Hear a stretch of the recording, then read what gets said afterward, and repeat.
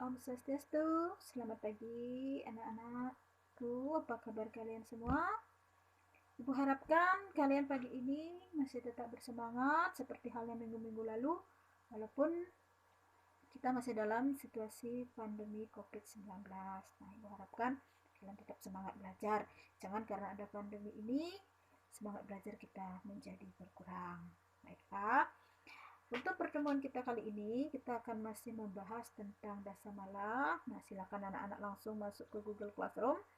Silakan mengabsen di sana. Setelah mengabsen, silakan anak-anak melihat tayangan PowerPoint yang Ibu sudah share di Google Classroom. Anak-anak ya. Nah, sambil menunggu kalian mengabsen satu persatu, Ibu harapkan kalian tetap belajar dan masih mengingat materi yang sudah Ibu berikan minggu lalu. Nah, dalam pertemuan kita minggu lalu, anak-anak kita membahas tentang Dasamala. Nah, sebelum Ibu lanjut ke materi berikutnya, sini Ibu ingin mengetahui apakah kalian masih ingat, masih teringat jelas di hafalan kalian, apakah kalian masih ingat itu tentang pengertian Dasamala. Nah, dari anak-anak siapa yang bisa menjelaskan pengertian Dasamala? Ayo, siapa yang bisa menjelaskan? Nah, baiklah. Oke, benar. Jadi, pengertian Dasamala itu berasal dari dua kata ya anak-anak, yaitu dasa dan mala. Dasa, kalian pasti sudah tahu artinya. Dasa itu artinya 10 dan mala itu artinya kotor atau perbuatan yang kotor. Jadi, dasa mala itu artinya 10 macam perbuatan yang kotor yang harus Ibu dan semua makhluk hidup di dunia ini, terutama manusia, harus menghindari perbuatan dasa malam. Oke, bagus ya.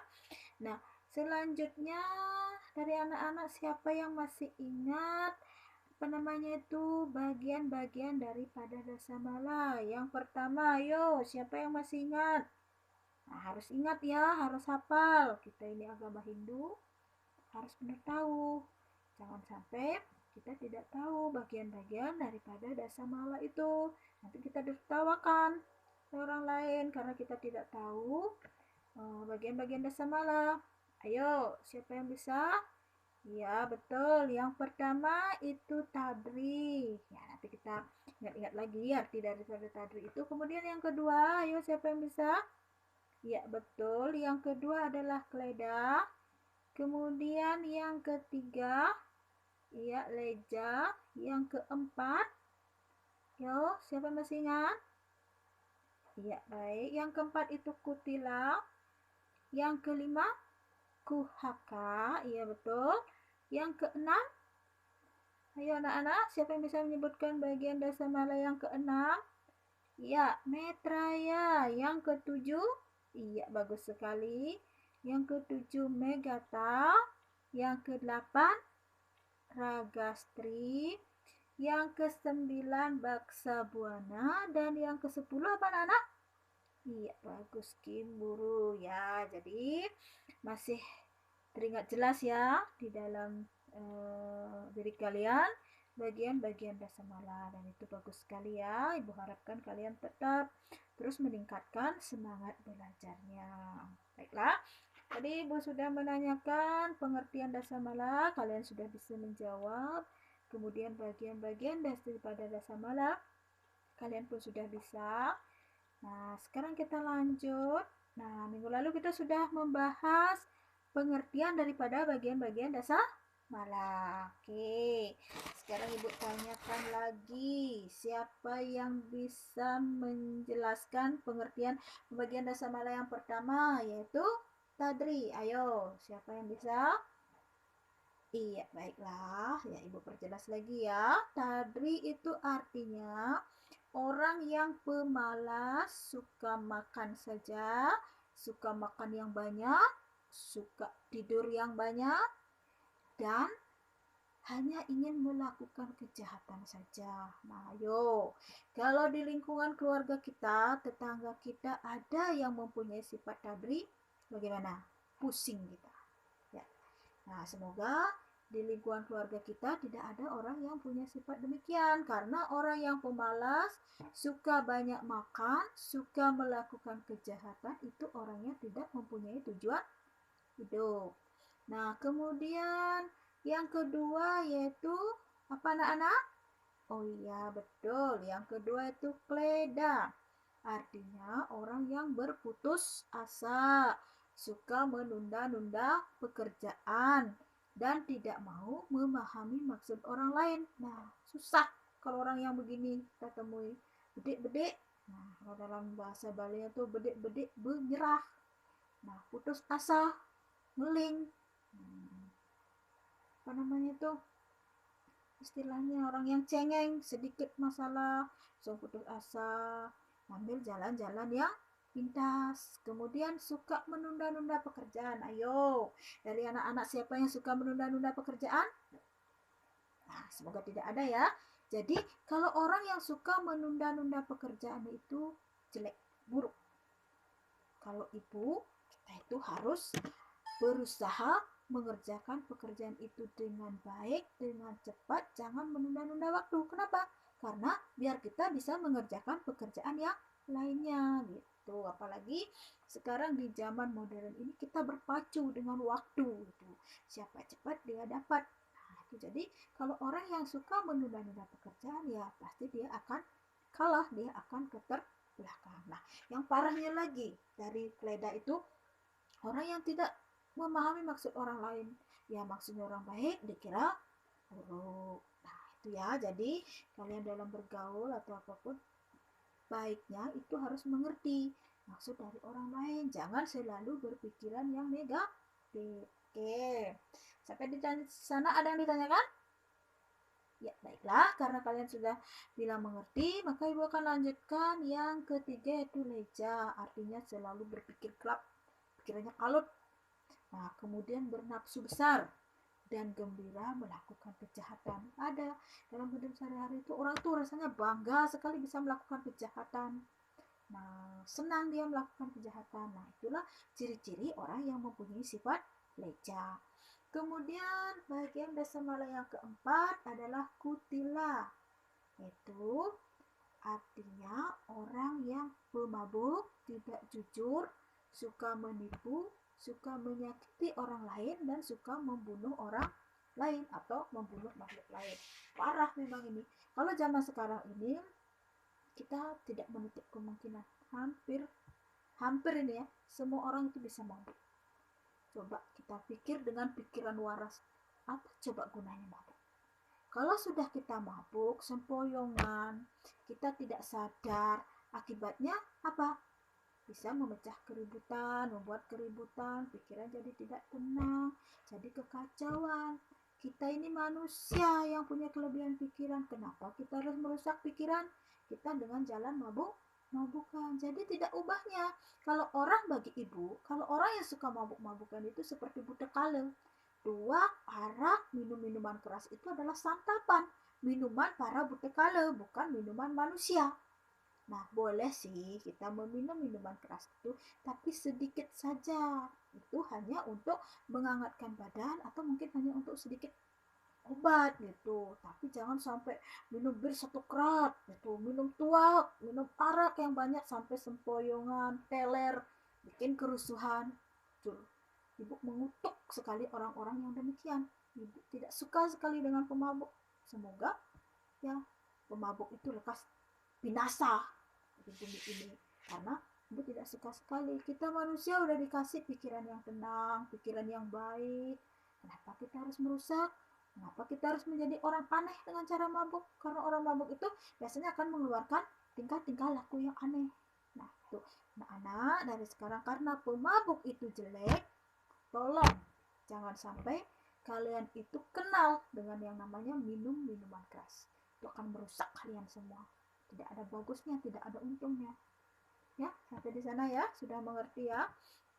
Kemudian Kita lanjut lagi bagian basamalah yang kelima, yaitu apa? Iya, betul, kuhaka, yang artinya pemarah, suka mencari-cari kesalahan orang. Parah ini, suka menipu, berkata sembarangan dan keras kepala. Enak baling orang, bedug pengorengan. Sigung itu kalau orang Bali menyebutnya. Nah, orang suka pemarah. Kalian nyaman gak?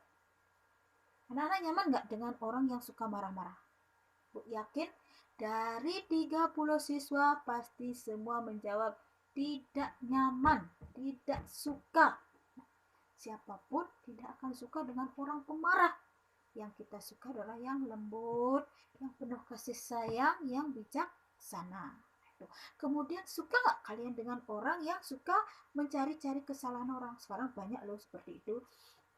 Untuk menjatuhkan orang, dia membuat suatu kelompok, mencari-cari kesalahan orang itu. Ketika sudah ditemukan, ya diumbar-umbar sehingga diperpanjang-panjang lagi kesalahan satu, dibumbu-bumbui lagi menjadi banyak sehingga orang itu bisa terjerat kepada kasus hukum.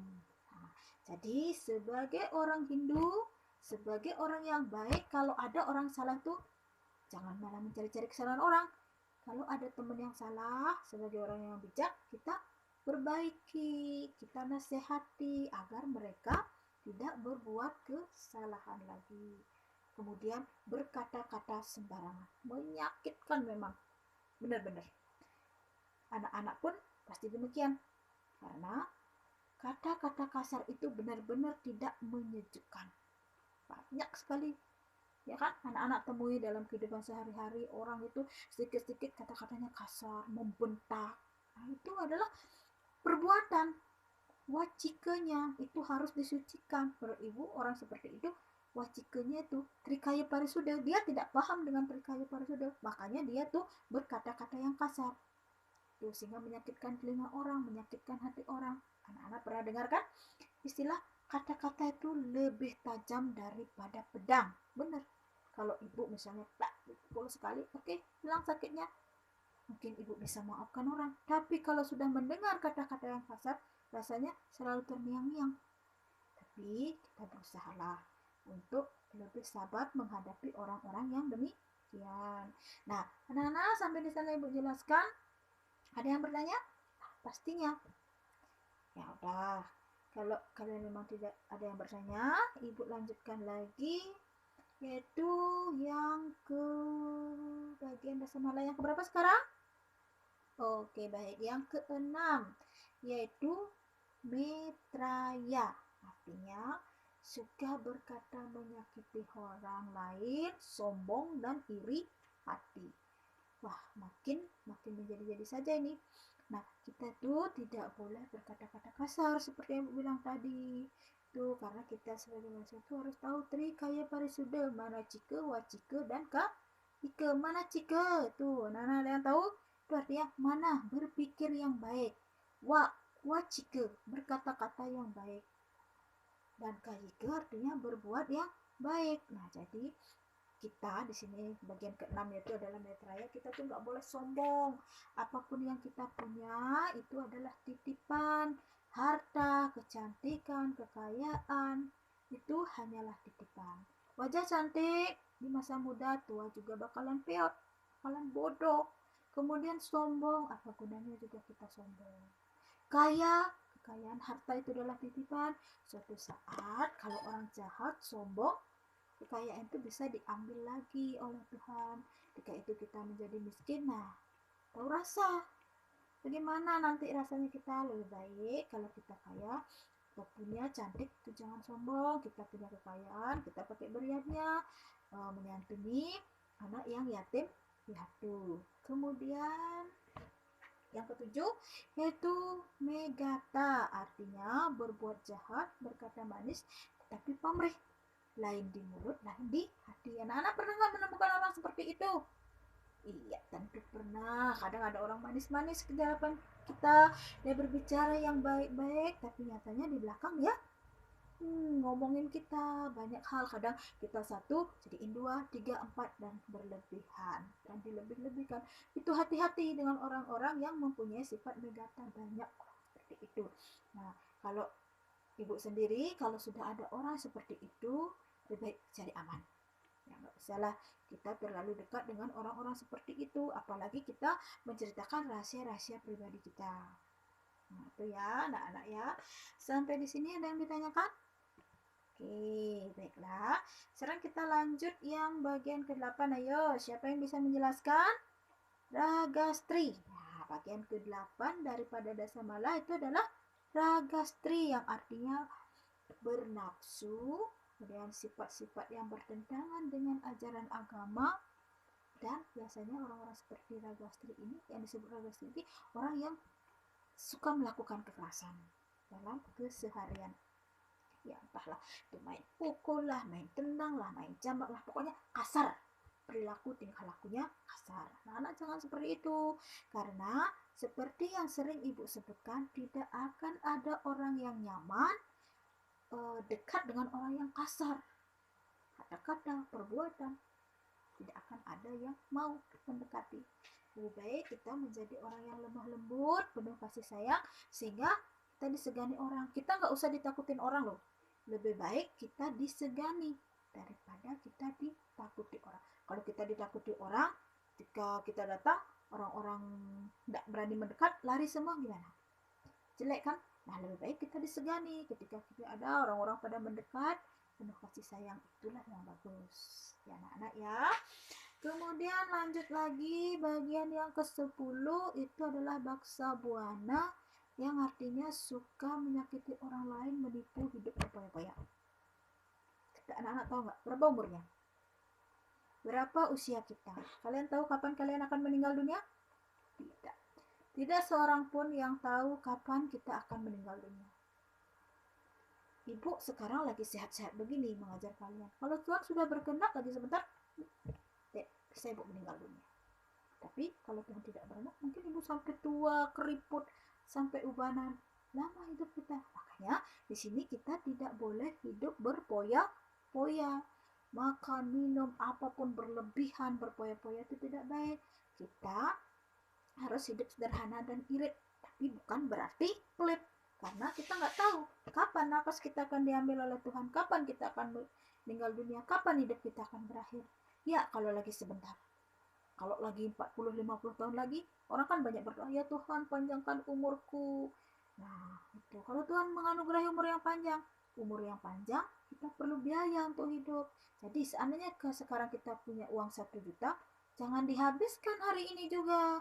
Kita sederhanakan, kita irit, biar gimana caranya uang 1 juta itu bisa kita gunakan selama 2 minggu atau 3 minggu sambil kita bekerja. Nah itu kita nggak boleh berpoya-poya, harus menerapkan hidup yang sederhana dan irit, tapi bukan pelit loh. Ya itu ya anak-anak ya. Kemudian bagian yang terakhir dari Dasamala, ayo siapa yang masih ingat? Oke betul. Kimburu artinya mencuri dan menipu siapapun. Karena baling orang, nyen geng je tepuk ini barang ni luang cek malinge. Nah itu juga ane madan kim buru. Nah, pokoknya kalau ada barang berharga, siapapun yang punya, ambil, bapak habis. Nah, itulah orang yang mempunyai sifat kimburu. Boleh nggak anak-anak seperti itu?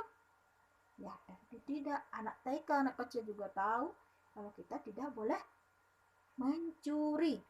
Siapapun yang punya, apapun barang itu kalau bukan milik kita, kita tidak boleh mengambil tanpa seizin pemiliknya. Oke, anak-anak, sampai di sini sudah Ibu flashback kembali pelajaran minggu lalu. Sudah banyak sekali Ibu ulang dan jelaskan. Nah, semoga kalian sudah mengerti. Bagaimana? Ada yang kalian tanyakan? Oke, baiklah. Karena kalian sudah mengerti. Nah, sekarang Ibu akan lanjutkan ke contoh perbuatan Dasamala. Ini kalian harus tahu nih contoh-contoh daripada perbuatan Dasamala. Oke, sebelum kita lanjut ke pembahasan tentang perbuatan atau contoh perbuatan Dasamala, kalian pasti jenuh, ya. Tegang mendengarkan Ibu begitu banyak menjelaskan. Oke, Ibu kasih waktu beberapa menit. Silakan dulu berdiri, gerak-gerakan badannya supaya kalian refresh kembali. Oke? Ya, silakan. Iya, bagus ya, biar kita refresh lagi, semangat lagi belajarnya. Oke ya, baik, kita lanjutkan lagi ke contoh perbuatan dasamala. Nah, tadi Ibu sudah sedikit ya menyinggung contoh dari perbuatan dasamala. Nah, sekarang kita akan perjelas lagi. Nah, yang pertama tadi banyak makan, itu contohnya perbuatannya. Kemudian banyak tidur, tidak tulus, pamrih pada orang lain, selalu berbuat jahat. Kalian pernah nggak melihat atau menemukan dalam satu keluarga atau saat kalian kondangan atau gimana orang yang banyak makan? Pernah pastinya. Berbuat baik. Nah, kalau orang yang banyak makan itu nanti efeknya ke depannya, dia akan lebih cepat terserang penyakit karena kegemukan, apalagi suka tidur.